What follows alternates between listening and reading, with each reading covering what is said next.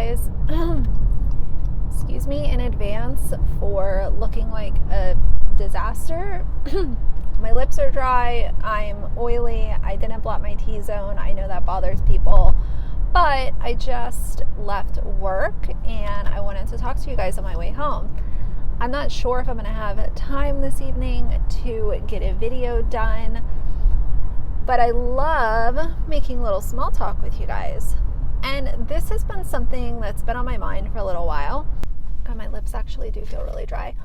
More recently, I have been feeling, it's kind of funny because things will come across my radar and I feel a little bit more conflicted than I usually do.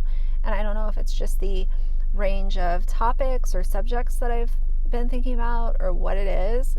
Season change, I don't know. So yeah, I don't know what's been going on with kind of the way I'm feeling about some of these things, but this is also another reason I love to bring it to you guys and we can talk about it. So before we get into the topic of the video, I want to let you guys know, I've been, this is kind of the season. You guys know how I am with fall, and I was so happy that summer kind of decided to stick around for an extra, call it 4 or 5 weeks. I felt like we were still having really nice days there for a while, and I was so happy about it, but the cooler days have officially kind of set in, and I'm not feeling sad about it, but you guys know, and you'll understand if you have seasonal depression as well. You guys will know what I mean, but if you guys are in the headspace that I'm in right now, where you're dreading the fact that there's no 75-degree days next week, if you're feeling that way, just know that I understand you, and I fully, I don't know, like, you guys are in my thoughts, because today at work, I was sitting there and I was like, geez, it would be nice if it was really warm outside instead of it being cold and gray and gloomy. And it's not even this color outside right now because the sun is setting. It's been like this all day.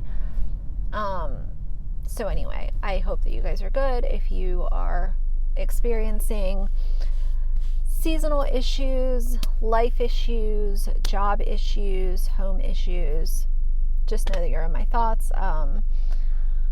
I get it. Some days can be harder than others. But what this video is about is I want to talk about the rise of faceless YouTube channels. And when I say faceless YouTube channels, most of you guys will probably know what I mean. But for those of you guys that don't, or maybe you only subscribe to a few channels, when I say a faceless YouTube channel, I think of someone who operates under an avatar or an animated picture or a cartoon image. And there are some channels that do a little bit of both. So they will show their face sometimes, and then other times it's their avatar or emoji doing the talking, or just on the screen. But what I consider a faceless YouTube channel is a channel that never shows their face. They are constantly behind that cartoon image or whatever it is. I think of that channel with the duck, August. Is it August the duck? I don't remember. I'll put it right here. I think of that channel, and I was watching some of their older videos this morning when I was getting ready, and it reminded me to do this video for you guys. When it comes to the idea of someone not wanting to show their face online, it's sort of interesting, because if you would have asked me this a couple years ago, I would have said, oh, well, if they're not showing their face, it's just because they're being cowardly and, they're not brave enough to share their opinions and show their face. But that was a couple years ago. If you ask me about it now, I have a little bit of mixed feelings on this. And part of me feels like, well, it would be better to show your face, especially if you're talking negatively about people, or you're utilizing your platform to quote unquote attempt to cancel people and harass people or act really negatively towards other YouTubers. But the opposite side of me at this point looks at it from the creator side, where I, for one, have definitely had some negative experiences online, and I understand how simple opinions can really get people going. You can really upset people. You can really start to cause people to just not like you just based off of your opinions. And you could think that you're sharing your opinion in a really neutral way and you're not name calling or anything like that. But there are some people that just don't like to hear opinions if they disagree. So at this point, when I think of a Faceless YouTube channel, it really makes me take into consideration both sides. And I don't necessarily look at it like, oh, well, it's just a coward who doesn't want to show their face. I look at it like there have been so many negative things happen to some YouTubers. There's been YouTubers that have been threatened, harassed. You know, you get your address put out there, and then some people want to like involve YouTubers' kids and stuff. It's just really crazy. It is really crazy to me when I think about the lengths that some people will go to if they decide that they don't like a specific YouTuber.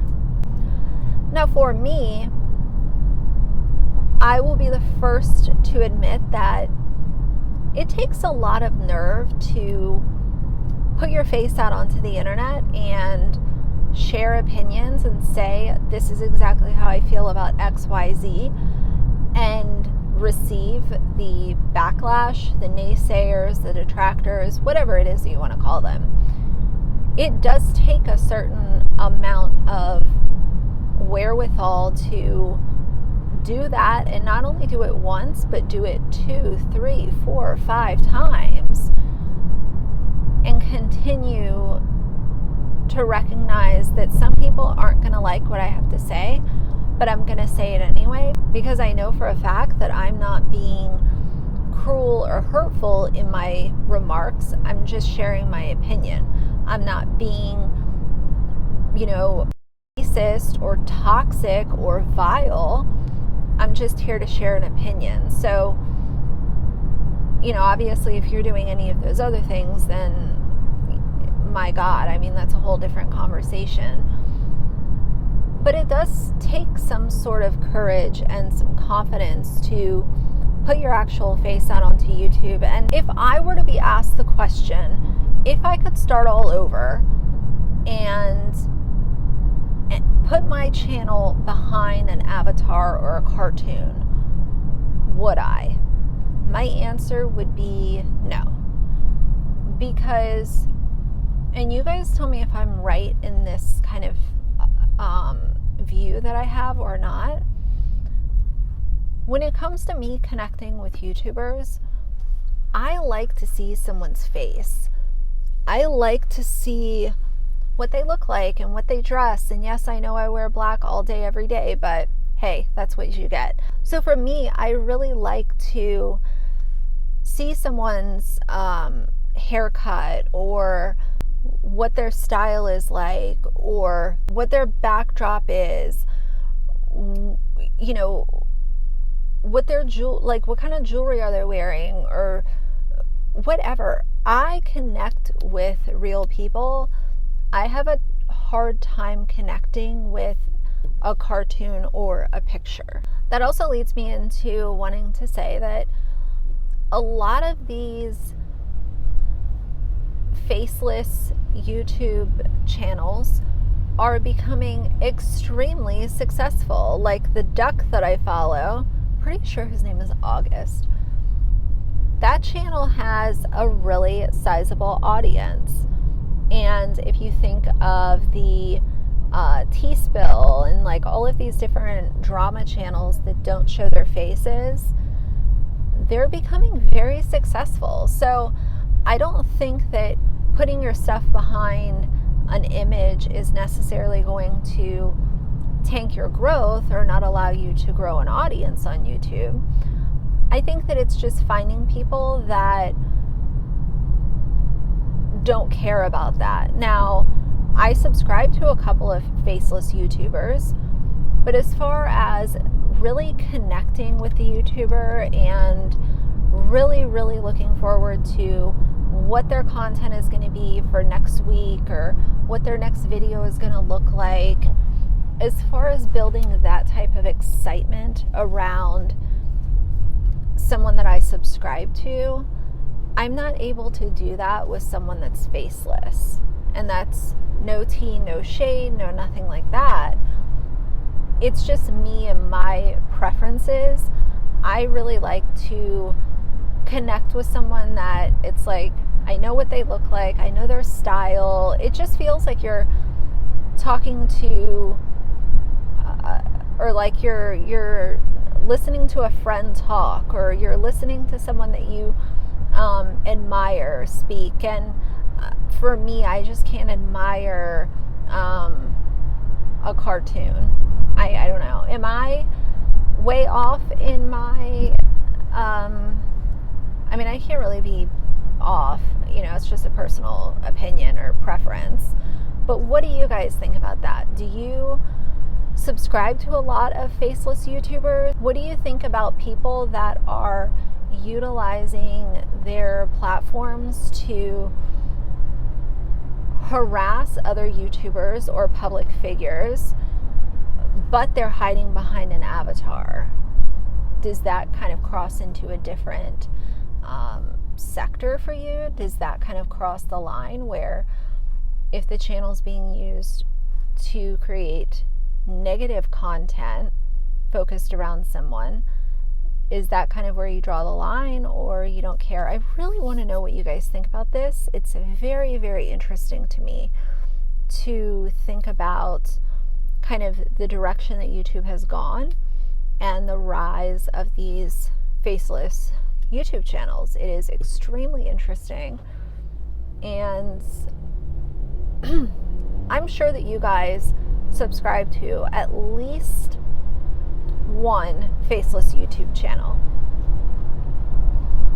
And it might be someone that you don't even think of until you go through your subscription feed, because maybe it's not someone that you watch every single one of their videos that they put out.